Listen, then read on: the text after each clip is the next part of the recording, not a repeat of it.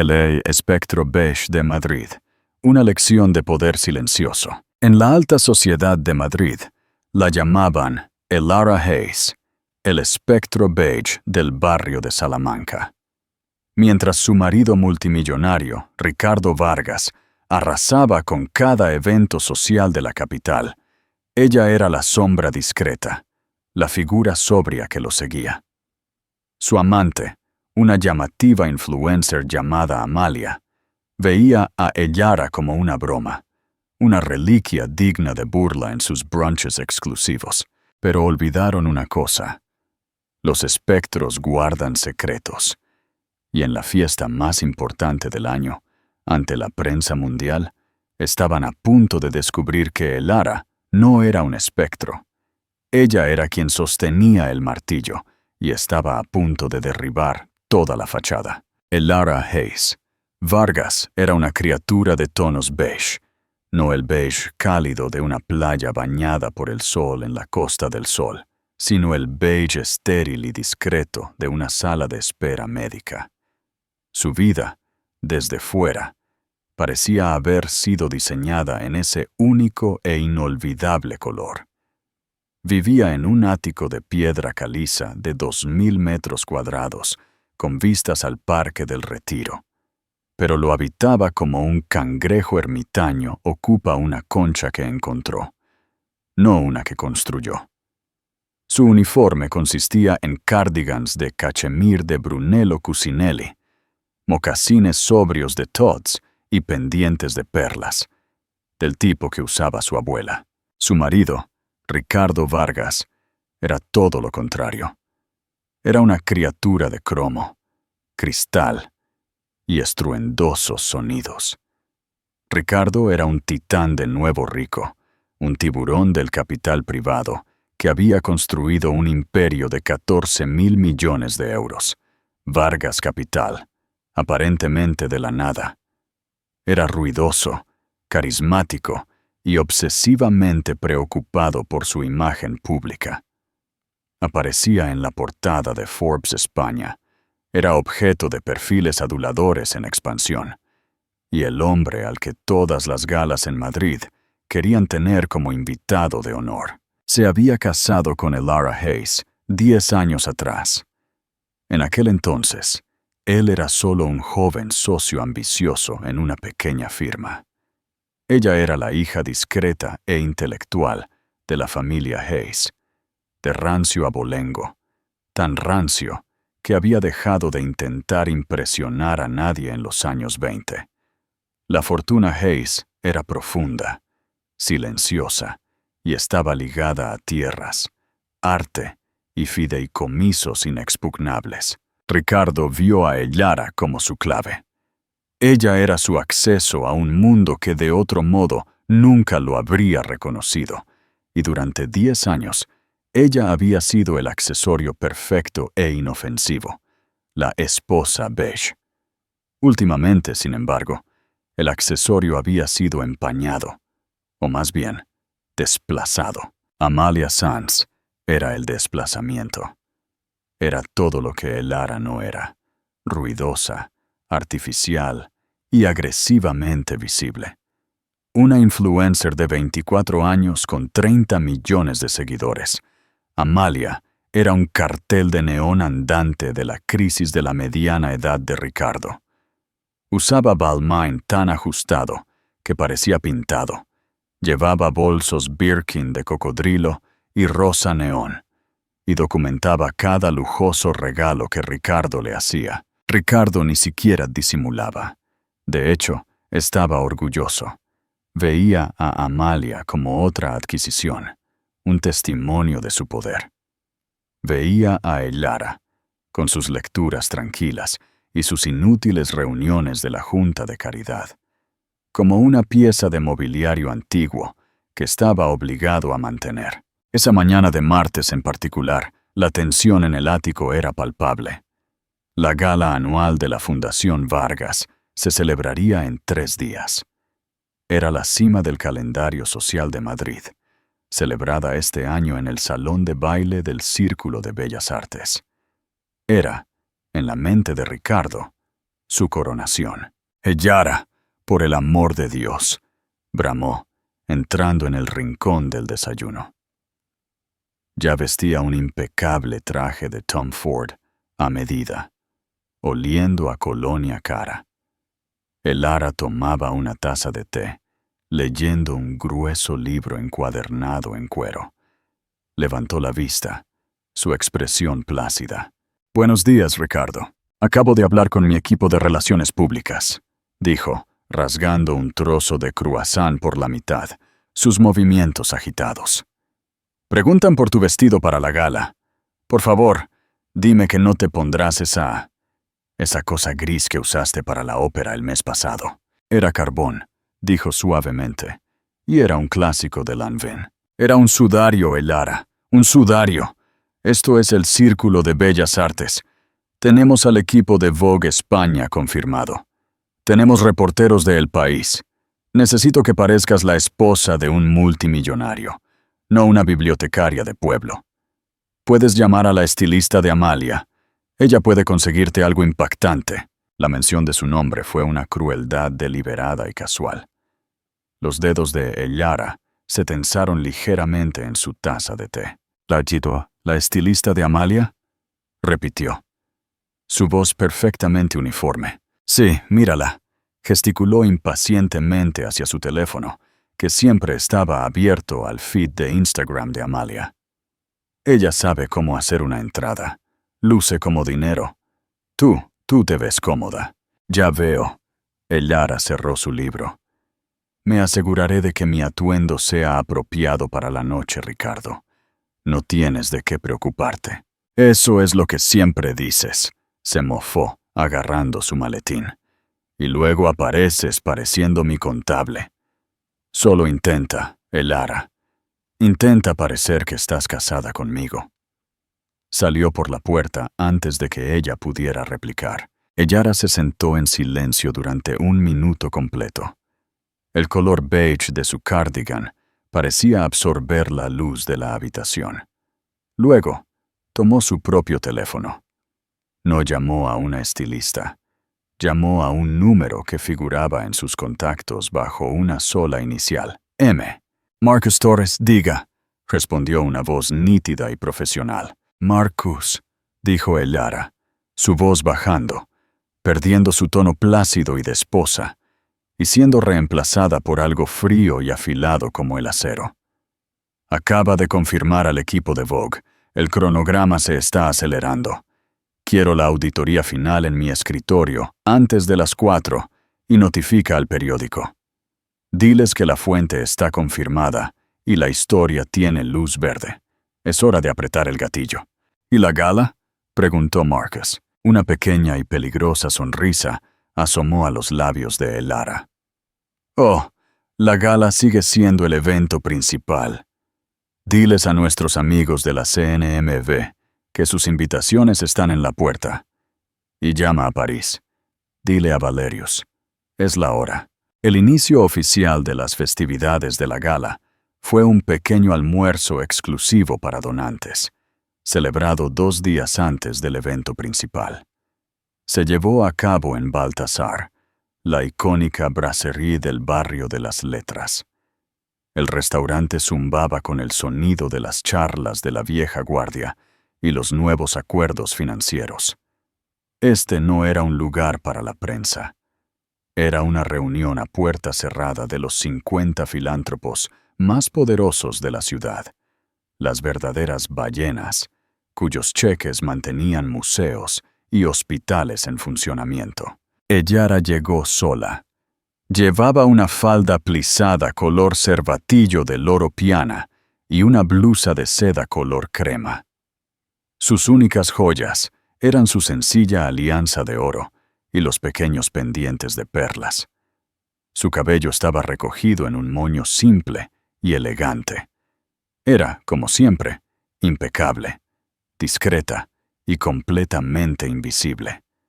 Se mezclaba con la madera pulida y la cálida iluminación del restaurante. Ricardo ya estaba allí, presidiendo la mesa central. En una impresionante violación del protocolo, Amalia Sanz, estaba sentada a su lado. La sala, llena de personas como los Alba, los March y nuevos titanes de la tecnología, registró la presencia de Amalia con una sutil y colectiva contracción de expresiones. Ella no encajaba. Esta no era una fiesta para influencers, era una reunión de principios. Amalia, por supuesto, estaba ajena. Vestía un mini vestido Balmain rojo fuego, ajustadísimo, adornado con enormes botones dorados. Un enorme collar serpentino, incrustado de diamantes, un regalo reciente de Ricardo, se enroscaba alrededor de su garganta. Parecía menos una invitada y más un obsequio de fiesta extremadamente caro. Cuando Ellara se acercó, un silencio se apoderó del área inmediata. Ricardo, al verla, tuvo la decencia de parecer momentáneamente nervioso. «Ellara, llegaste». Ricardo inclinó la cabeza, su mirada serena. No miró a Amalia. Amalia, sin embargo, la estaba mirando. Sus ojos, expertamente delineados, recorrieron el atuendo de Ellara con un desprecio descarado. «Oh, Dios mío», susurró Amalia, lo suficientemente fuerte para que toda la mesa lo escuchara. Se inclinó hacia Ricardo, su voz un susurro teatral. «Richie, cariño, ¿ella habla en serio?» El rostro de Ricardo se sonrojó. Amalia, para. «No, en serio. Eso es... ¿Qué es eso? ¿Un uniforme de maestra?» Amalia soltó una risita, un sonido agudo y tintineante que irritaba los nervios. «Ellara, cariño», dijo, dirigiéndose finalmente a ella directamente, su tono goteando falsa lástima. «No me di cuenta de que dejaban al personal sentarse con los invitados». Ellara se detuvo y giró la cabeza lentamente para mirar a Amalia. El ruido ambiental del restaurante pareció desvanecerse. «Perdón», preguntó Ellara, su voz tranquila pero audible. «Tu ropa», dijo Amalia, envalentonada por la falta de una reacción airada inmediata de Ellara. Agitó una mano, cargada de anillos de diamantes, hacia el atuendo de Ellara. «Esa cosa beige. Mi abuela ni siquiera haría jardinería con eso. Richie, de verdad tienes que darle a tu esposa una mejor asignación para ropa. Es que es vergonzoso para ti». La mesa estaba congelada. Algunas de las matriarcas mayores parecían totalmente horrorizadas por la audacia. Esto no era solo mala educación, era una declaración social de guerra. Ellara miró a Ricardo. Este era su momento. Su esposa acababa de ser insultada pública y cruelmente por su amante frente a sus pares más importantes. Ricardo se removió en su asiento. Vio las miradas expectantes y frías de los otros donantes. Vio a Amalia, haciendo pucheros y desafiante. Vio a Ellara, esperando. Estaba atrapado, y como un cobarde, eligió el camino de menor resistencia. Dejó escapar una risa corta y forzada. «Amalia, eres terrible», dijo, dándole un ligero apretón en el brazo. Luego se volvió hacia Ellara. «Ellara, ya sabes cómo es. Solo... Vamos, siéntate. Tomemos un poco de vino». No la había defendido. De hecho, se había puesto del lado de la amante. Había aceptado tácitamente la evaluación. «Me estás avergonzando». La expresión de Ellara no cambió. Pero por dentro, el último y delgado hilo de sentimiento que pudo haber tenido por el hombre al que una vez amó, se rompió. El acero en su columna vertebral se solidificó en titanio. «No, gracias, Ricardo», dijo. Su voz era clara, nítida, y cortó el silencio. «De repente he perdido el apetito». Miró a Amalia. Era la primera vez que realmente miraba a la mujer más joven. No era una mirada de ira o celos. Era una mirada de evaluación, como un científico observando un microbio particularmente simple y de colores brillantes bajo un microscopio. «Es un vestido muy ruidoso, señorita Sands», dijo Elara, su voz peligrosamente suave. Siempre es interesante ver lo que la gente elige ponerse cuando está tan desesperada por un asiento en la mesa. A menudo olvidan que el precio no es lo mismo que el coste. La sonrisa de Amalia vaciló, confundida por el críptico insulto. Ellara luego se volvió hacia Ricardo. «Disfruta de tu almuerzo, Ricardo». Se dio la vuelta y salió de Baltasar. No se apresuró. Sus pasos fueron silenciosos sobre el suelo de baldosas. Todos los ojos la siguieron. El espectro beige acababa de salir del edificio, y la temperatura de la habitación había bajado 20 grados. Ricardo Vargas se quedó balbuceando y fanfarroneando, su poder en la mesa completamente destrozado. Había quedado débil, cruel y tonto tanto por su amante como por su esposa. Ellara no regresó a casa, al ático. No fue a un spa ni a la casa de su madre a llorar. Su coche con chofer, un discreto Audi A8 negro, no el llamativo Rolls Royce que Ricardo prefería, se deslizó por el centro de la ciudad y se detuvo frente a un rascacielos de cristal y acero. Entró en un vestíbulo privado, saltándose la seguridad con un simple asentimiento, y tomó un ascensor hasta el piso 54. Las puertas se abrieron a un espacio que era la antítesis de su persona pública. Esta era la sede de la Family Office de los Hayes, el centro neurálgico de su fortuna ancestral. No era una reliquia polvorienta y con paneles de madera. Era una sala de guerra hipermoderna, de cristal de suelo a techo, una mesa de mando central con proyecciones de datos holográficos y un equipo silencioso y concentrado de analistas, abogados y contables forenses. Marcus Torres, el principal consejero de su familia, la estaba esperando. Era un hombre alto y severo, con un traje de Savile Row. «Ellara», dijo, su tono de profundo respeto. «Llegas temprano». «Ricardo llevó a la señorita Sands al almuerzo de donantes», dijo Ellara, quitándose el cardigan beige y colgándolo en un perchero. Debajo, llevaba una elegante blusa de seda sin mangas. Ya no era la esposa, era la CEO. Marcus levantó una sola ceja de desaprobación. Un error táctico, por su parte. Fue un catalizador, corrigió Ellara, caminando hacia la cabecera de la mesa. Una joven analista le entregó inmediatamente una tableta. «¿Cómo vamos con Vargas Capital?» «Ha sido descuidado», respondió la analista, una mujer llamada Sara. Se volvió arrogante. «Ha estado utilizando la Fundación Vargas, tu fundación, debo añadir, como su hucha personal. Está apalancando sus activos para cubrir derivados de alto riesgo en su fondo personal. ¿Y las empresas fantasma?» «Las hemos penetrado», dijo Marcus. «Las 7. Ha estado desviando fondos de la fundación para comprar activos. Un piso en Marbella, un McLaren P1, una cantidad significativa de joyas de Graf. Los regalos de Amalia», afirmó Ellara. No era una pregunta. «Exacto», confirmó Marcus. «No es solo un adúltero, Ellara. Es un malversador. Ha estado robando de su propia obra benéfica. Tu obra benéfica». Ellara miró los datos que se desplazaban por la pantalla. Las cifras eran asombrosas. Ricardo no solo había construido su imperio de 14.000 millones de euros.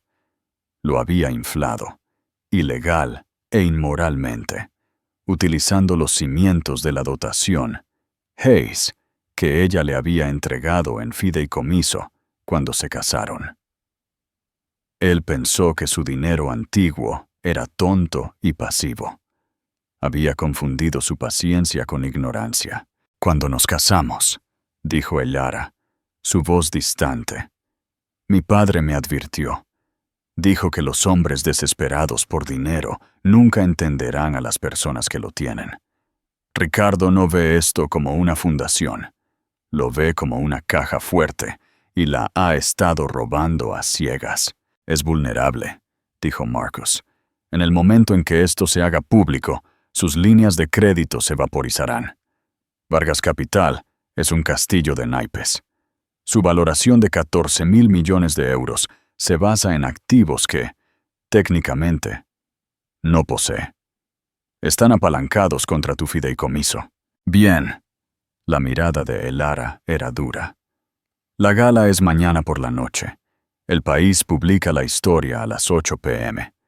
Los investigadores de la CNMV llegarán a las 8:15 p.m. La junta directiva de la fundación recibirá un paquete de emergencia a las 8:20 p.m.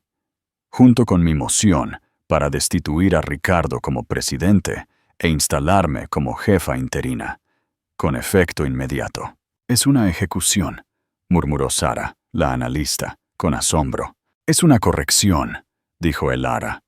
Él construyó su nombre con mi dinero y la reputación de mi familia. Está a punto de aprender lo que significa perder ambas cosas. Se volvió hacia Marcus. ¿Y el otro asunto? Marcus sonrió por primera vez. Ha llegado.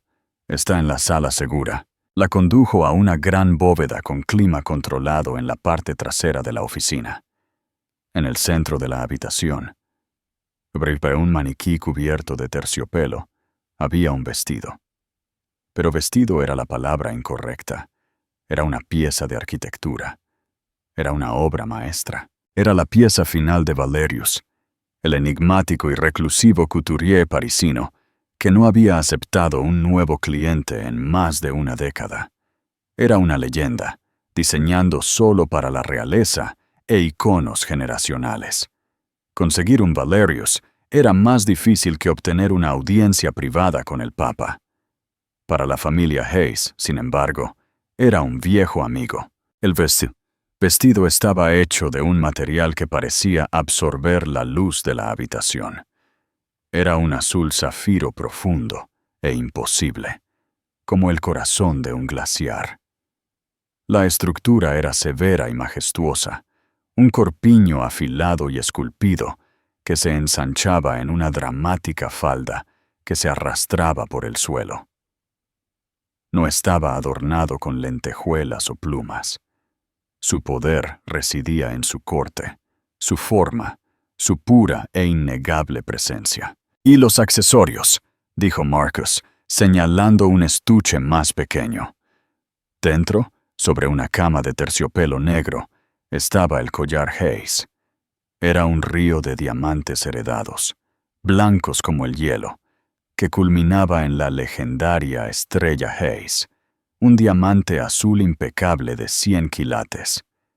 No se había visto en público desde que la bisabuela de Elara lo usó en la coronación del rey Alfonso III. Amalia Sanz, con sus diamantes Graf prestados, era una niña jugando a disfrazarse. Esto era poder. Él quería que pareciera la esposa de un multimillonario, dijo Elara, tocando la fría superficie del diamante. Está a punto de recordarse cómo se ve la esposa de una fundadora. No llegaría como Elara Vargas, la esposa Beige. Llegaría como Elara Hayes, la mujer que poseía la junta, el banco y al hombre que acababa de humillarla. La alta costura no era solo un vestido. Era su armadura. Era su arma. Era su declaración de victoria. El gran salón del Museo del Prado era un mar de ostentación brillante. El antiguo templo egipcio de Debod, iluminado con una dramática luz azul y dorada, servía como testigo majestuoso y silencioso del espectáculo. Esta era la noche que Ricardo Vargas había estado planeando durante un año. Era su ascenso, el momento en que pasaba de tiburón, de nuevo rico, a filántropo de rancio abolengo. Llegó a la alfombra roja a las 7:30 p.m. En punto, saliendo de un Bugatti rojo cereza. Los flashes estallaron en un estroboscopio cegador y epiléptico, y en su brazo estaba Amalia Sanz. Si su atuendo de almuerzo fue una declaración, esto era una proclamación. Llevaba un vestido diseñado a medida por un diseñador notoriamente ostentoso, uno conocido más por el espectáculo que por el gusto. Era casi completamente transparente, una telaraña de cristales de Swarovski y malla color carne que no dejaba absolutamente nada a la imaginación. Era, para cualquier estándar, escandalosamente inapropiado para una gala benéfica en el Prado. Pero era, innegablemente, una entrada. «Ricardo, Ricardo, ¿quién te viste? Amalia, estás increíble. Gira un poco». Amalia lo estaba disfrutando. Posó, hizo pucheros y lanzó besos, su cuerpo brillando como una bola de discoteca humana. Los diamantes prestados alrededor de su cuello, los mismos que el equipo de Elara había señalado, destellaron blancos y calientes bajo las luces. Ricardo sonrió, con el pecho hinchado. Le encantaba la atención, la envidia, la pura audacia. Era el hombre que lo tenía todo, y no tenía miedo de presumir. Un reportero de El Hormiguero le metió un micrófono en la cara. «Ricardo, eres el hombre del momento, pero tenemos que preguntar, ¿dónde está tu esposa, Elara?» La sonrisa de Ricardo se tensó, solo una fracción. Se inclinó hacia el micrófono, adoptando un tono de magnánima preocupación marital.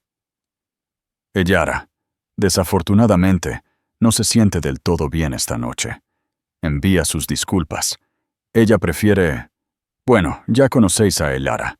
Es una persona muy reservada. Todo esto le resulta un poco excesivo». Amalia soltó un pequeño y comprensivo «oh» y le dio una palmadita en el pecho. La implicación era clara. La esposa insignificante estaba en casa, probablemente con su cardigan beige, mientras la mujer de verdad estaba a su lado. Dentro, la fiesta estaba en pleno apogeo. El champán fluía. Una orquesta tocaba. Ricardo y Amalia hicieron su gran entrada por la escalera, provocando exclamaciones y susurros. Los fideicomisarios más antiguos del museo parecían horrorizados. Los jóvenes tech bros parecían impresionados. A las 8 p.m., Ricardo subió al escenario con un atronador aplauso.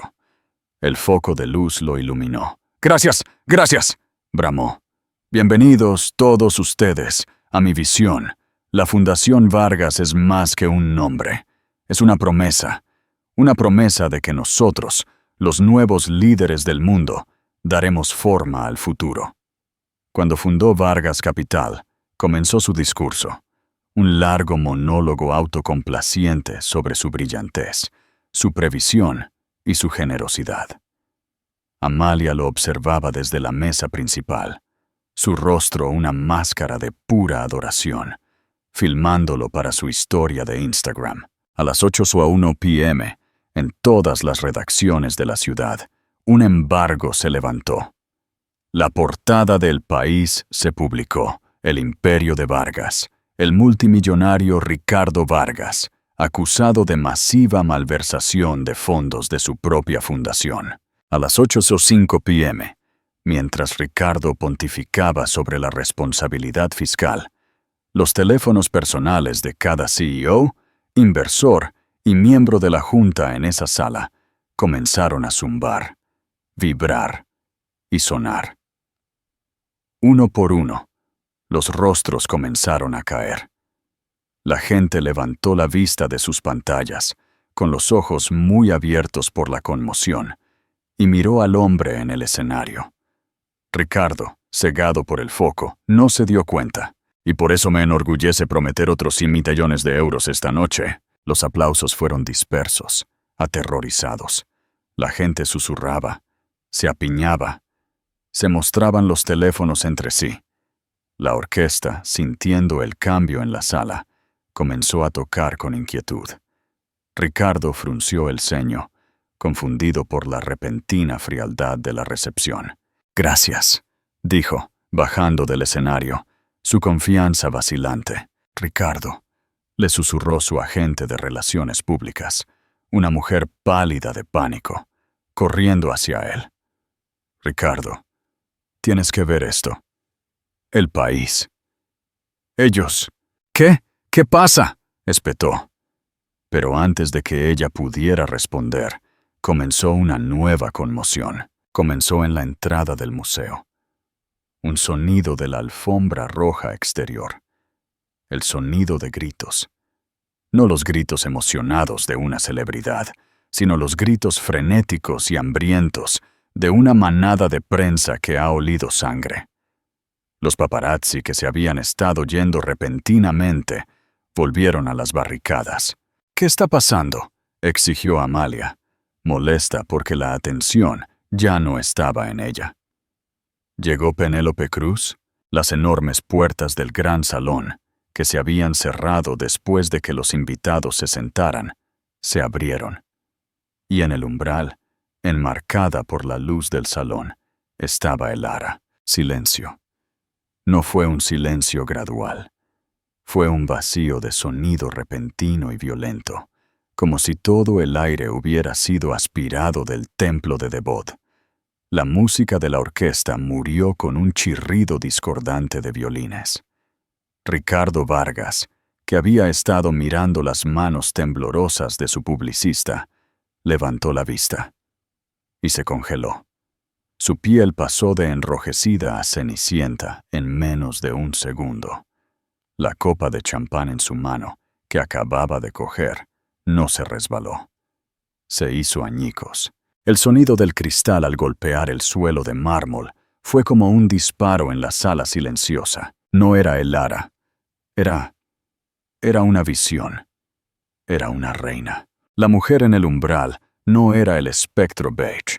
Era un evento celestial. El vestido de Valerius, ese tono imposible de azul zafiro, parecía emanar su propia luz. Estaba estructurado como una pieza de armadura divina. Sus líneas limpias, poderosas y absolutamente intransigentes. Y alrededor de su cuello, brillando con un fuego frío, azul blanco que eclipsaba todas las demás joyas de la habitación, estaba la estrella Hayes. Descansaba sobre su clavícula como un sello real. Una declaración de un poder tan profundo y antiguo que hacía que la ostentación de nuevo rico de Ricardo pareciera un juego de disfraces infantiles. No estaba sola.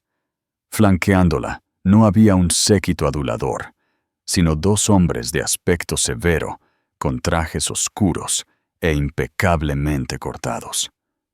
Uno era Marcus Torres. El otro, Ricardo lo reconoció con una sacudida de terror puro y gélido.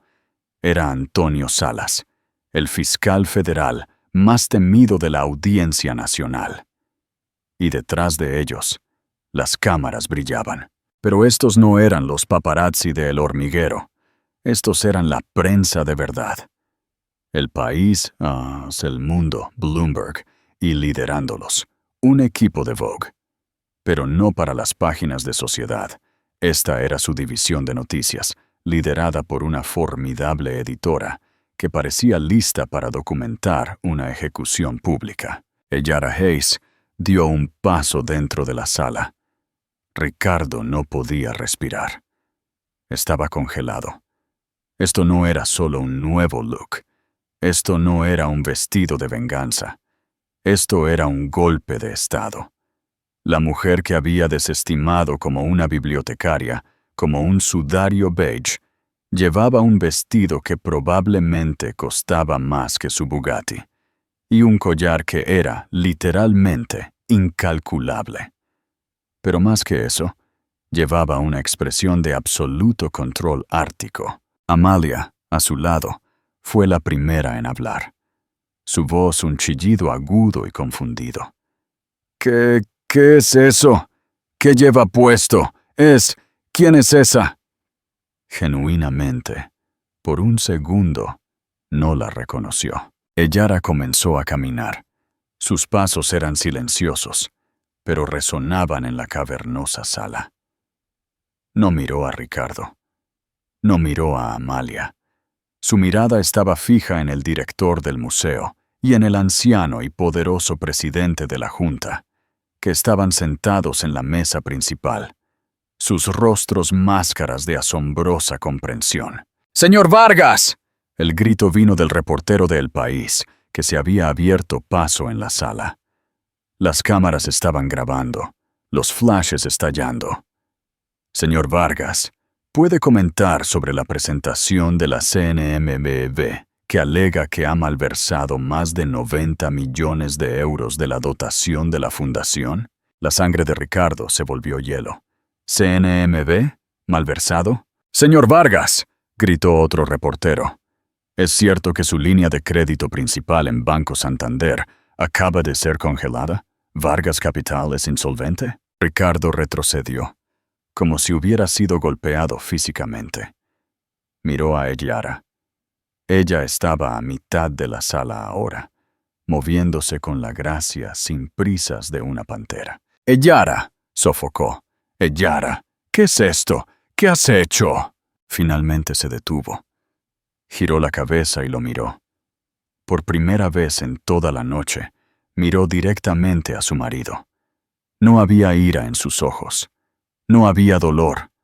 No había nada. Era la piedad distante que uno le daría a una mosca atrapada en ámbar. ¿Hecho, Ricardo?, preguntó, su voz, aunque tranquila, amplificada por el silencio atónito. No he hecho nada. Simplemente estoy corrigiendo un error administrativo. Verá, ha estado gastando mi dinero, y estoy aquí para cobrarlo. El shock que paralizó a Ricardo Vargas no era solo asombro. Era el fallo catastrófico y sistémico de un hombre que se dio cuenta, en un instante cegador, de que no era el depredador, sino la presa. Había sido engañado. Durante años había sido engañado.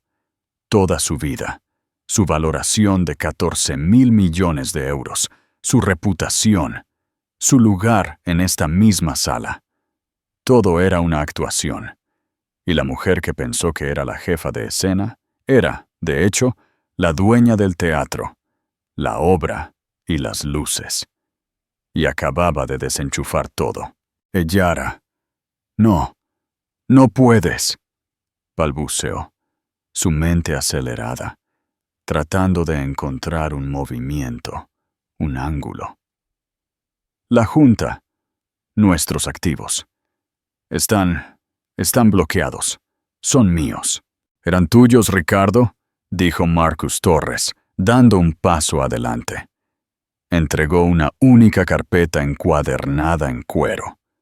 No a Ricardo, sino al atónito presidente del museo. A la junta directiva de la Fundación Vargas se le ha proporcionado una auditoría forense de 300 páginas. El señor Vargas ha estado financiando sus empresas de alto riesgo y su estilo de vida apalancando ilegalmente los activos principales de la fundación. Activos que, según el fideicomiso original de la familia Hayes de 1940, son innegociables y no pueden usarse como garantía. Tú, bruja», susurró Ricardo, su rostro desmoronándose.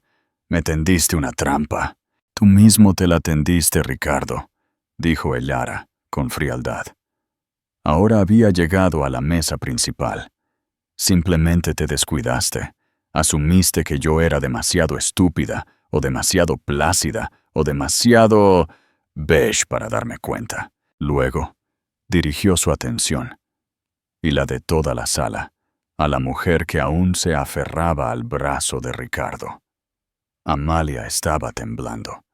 La cámara de Vogue ya no apuntaba al vestido de Ellara, sino al rostro de Amalia. «Señorita Sanz», dijo Ellara, su voz volviendo a ese mismo tono peligrosamente cortés que había usado en Baltasar. «Ese es un notable collar que lleva puesto». La mano de Amalia fue instintivamente a la serpiente de diamantes Graf.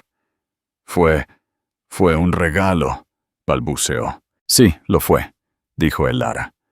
Un regalo comprado el 14 de septiembre a una empresa fantasma, Sands Holdings S.L., que fue financiada directamente desde una cuenta destinada a la sección de oncología pediátrica de la fundación. El jadeo en la sala fue agudo y colectivo. Amalia se puso blanca. «Y el vestido», continuó Elara, señalando la creación casi desnuda. «Impresionante. También comprado por la misma empresa fantasma. El piso en Marbella, el McLaren, todo». El fiscal, Antonio Salas, que había estado en silencio hasta ahora, finalmente habló.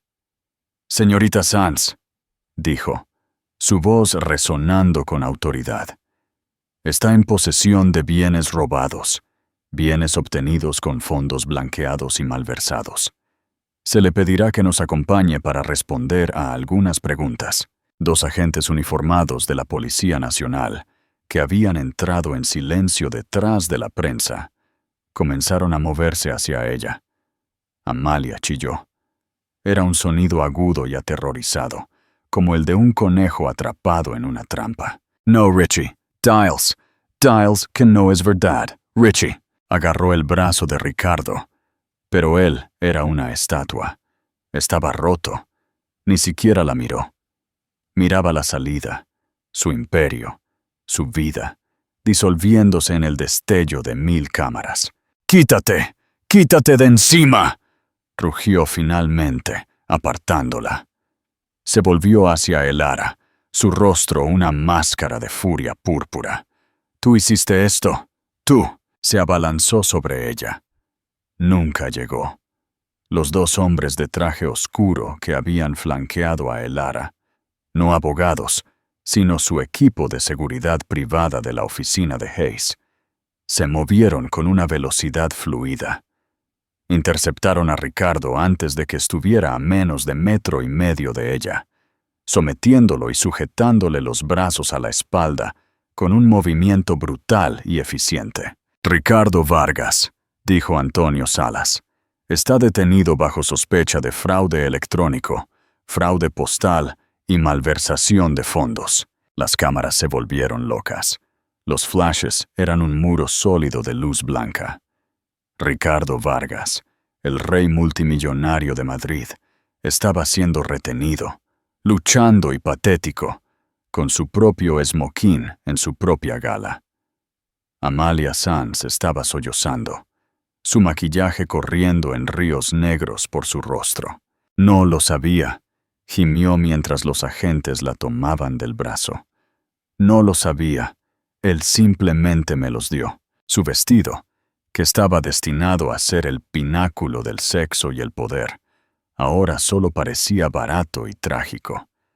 Era el uniforme de un ladrón. Mientras Ricardo era escoltado fuera, un cascarón de hombre roto y gritando, sus ojos se encontraron con los de Elara por última vez. Ella no sonrió. No se regodeó. Simplemente lo vio irse. Vio al hombre que se había reído de ella, la había desestimado y le había robado, ser arrastrado de su fiesta, en su museo, su vida en ruinas, y luego se volvió hacia la sala.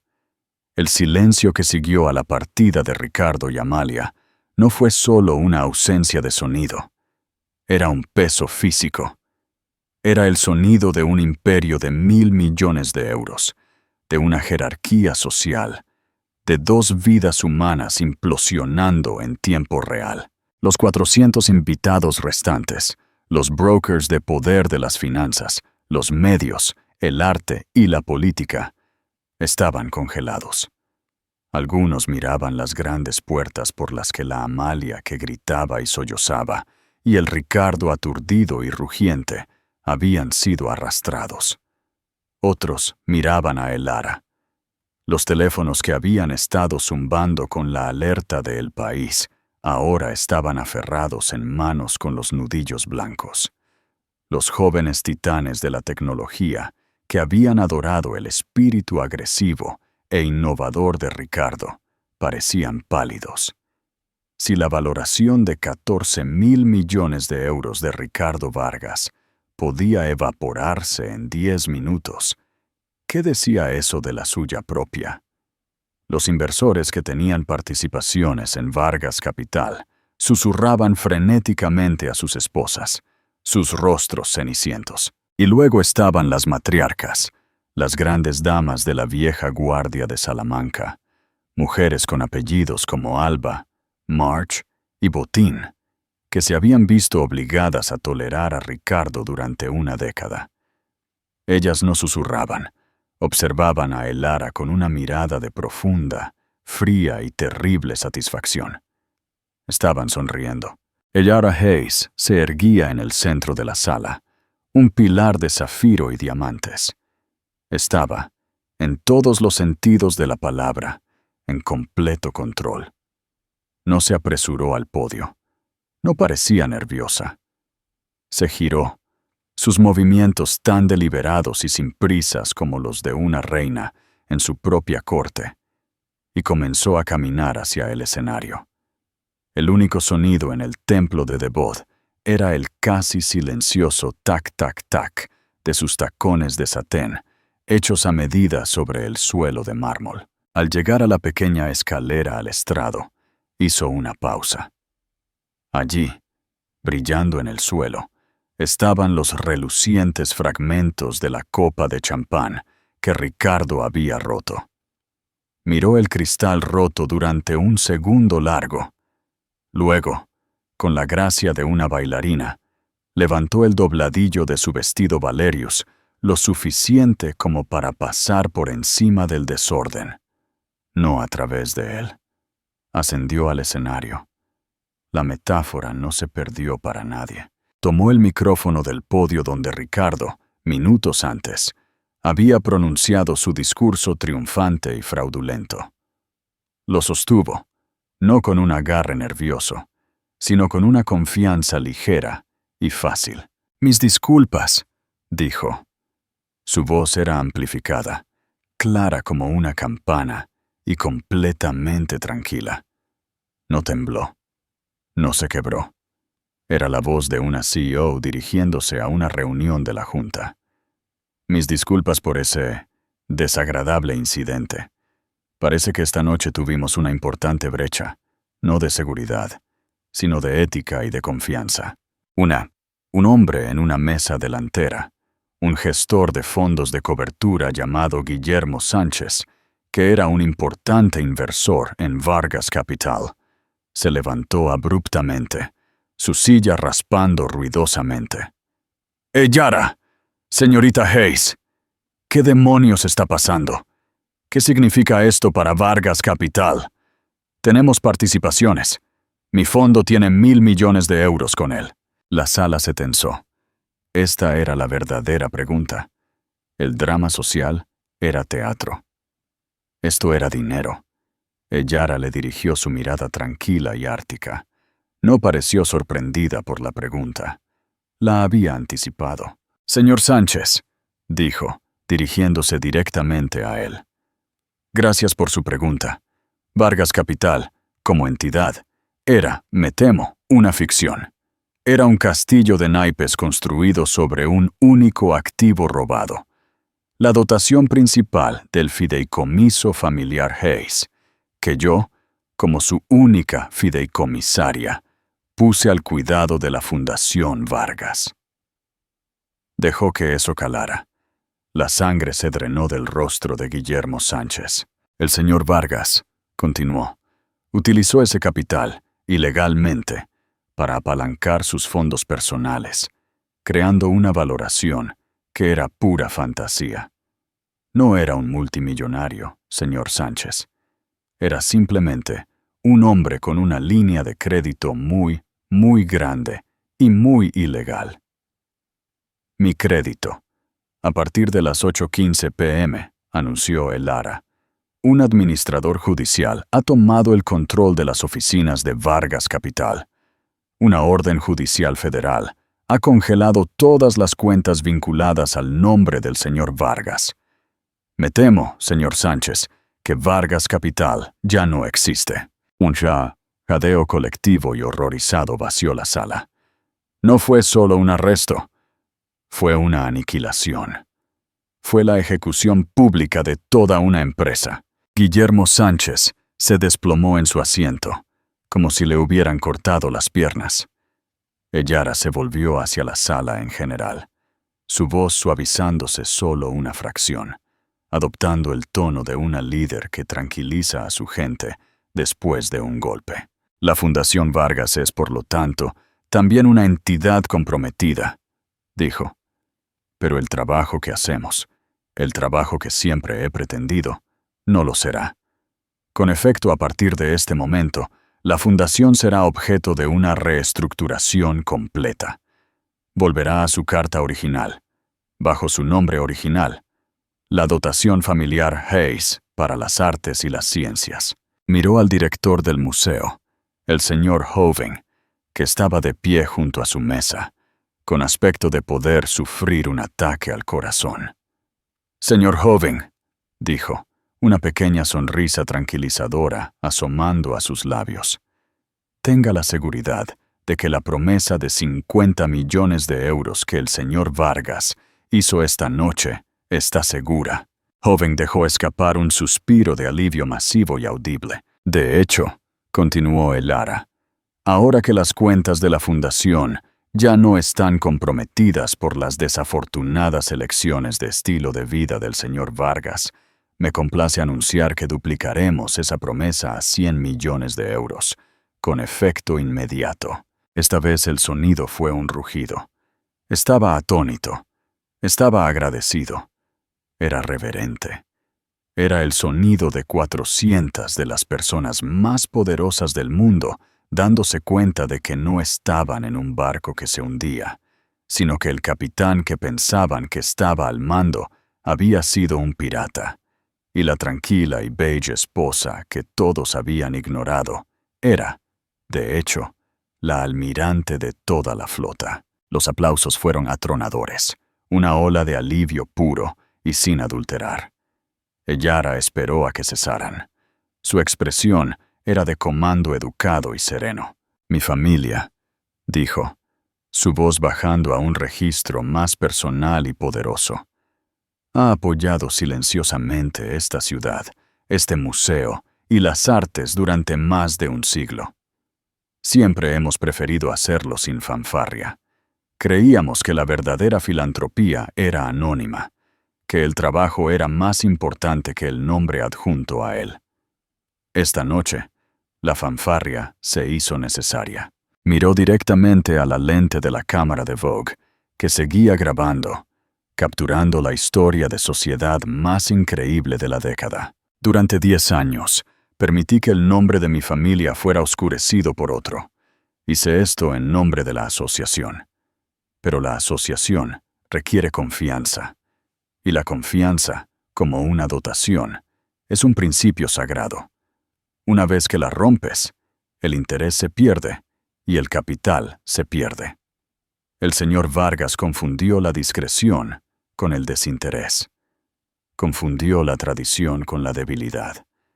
Vio el beige y asumió que estaba vacío. «Olvidó», dijo, un atisbo de sonrisa jugando en sus labios, «que los pergaminos más antiguos y valiosos del mundo son beige. Olvidó que los cimientos mismos de este gran museo son de piedra beige. Olvidó que la sustancia perdura». Miró a la sala. «Esta noche no es un final. Es una restauración.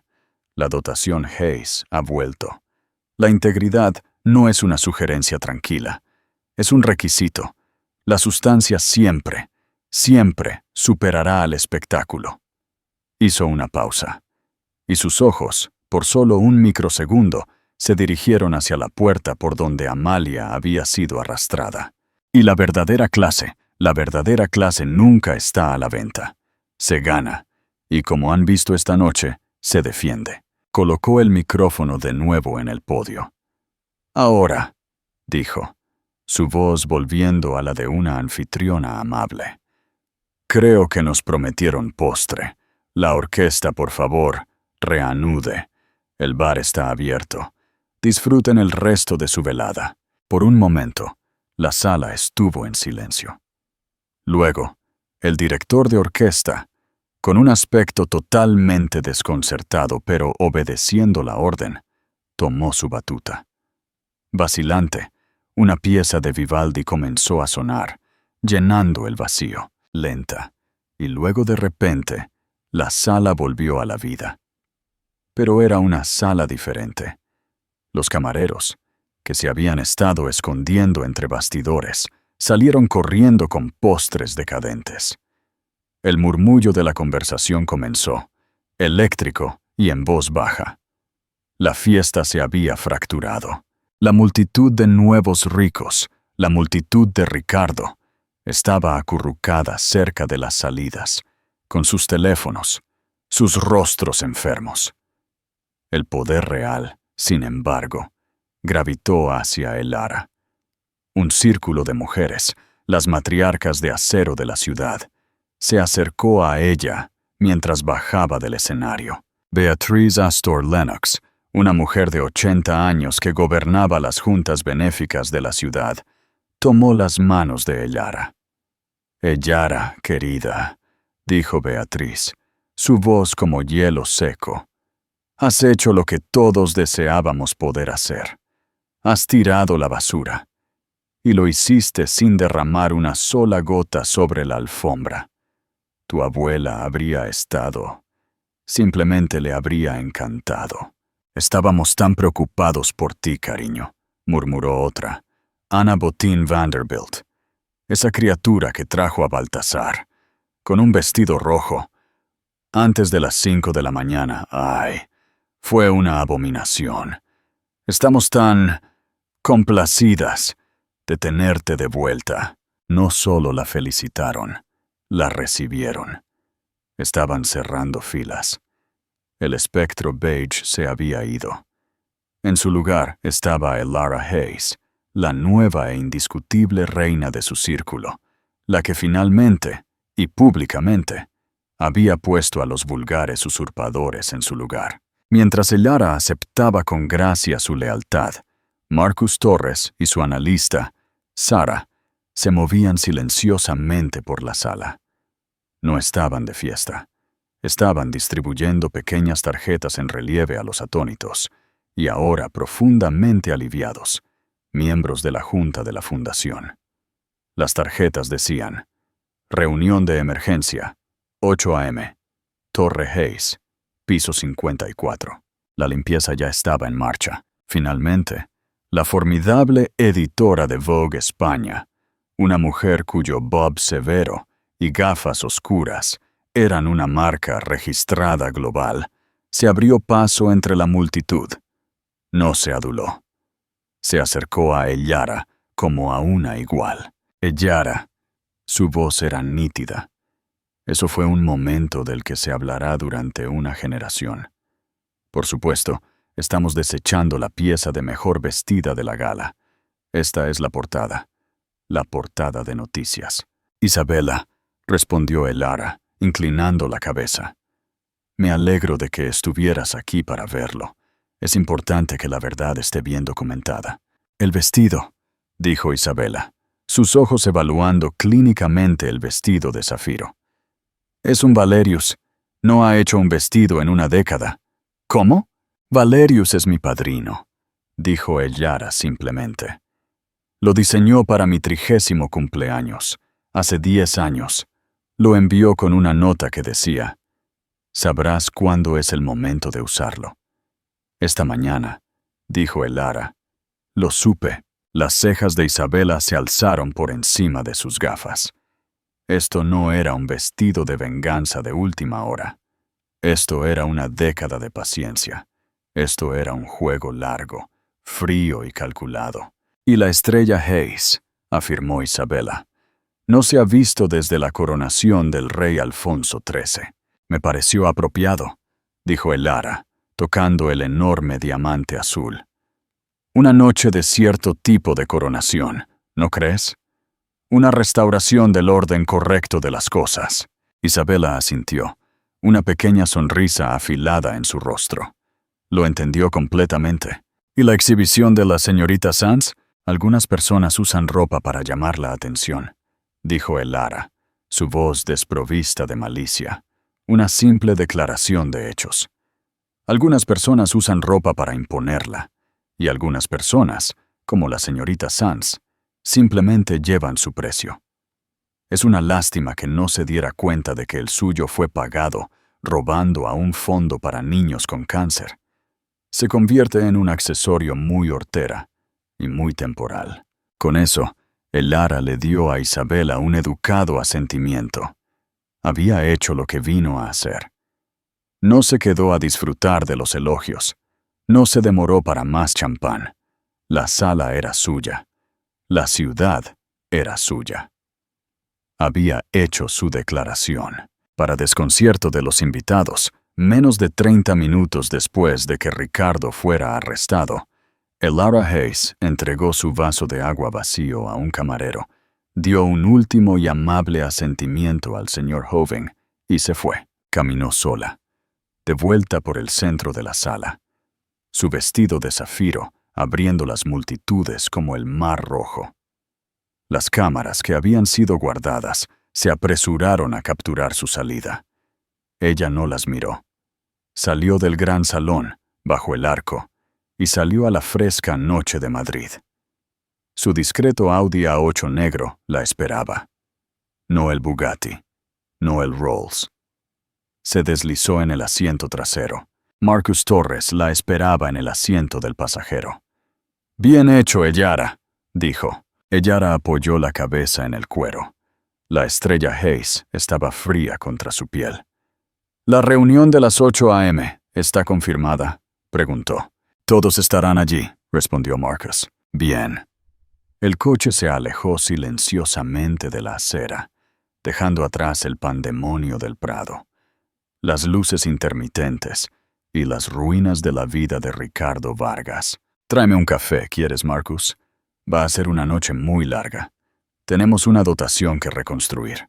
El espectro beige se había ido.